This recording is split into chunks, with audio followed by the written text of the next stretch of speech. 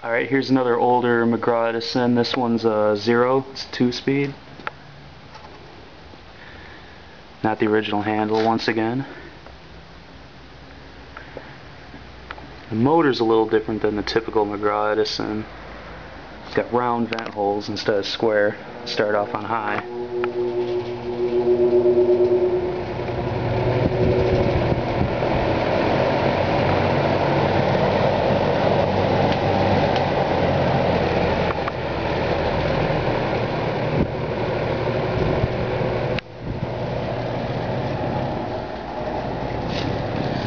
As you can see, the motor mounting is different too.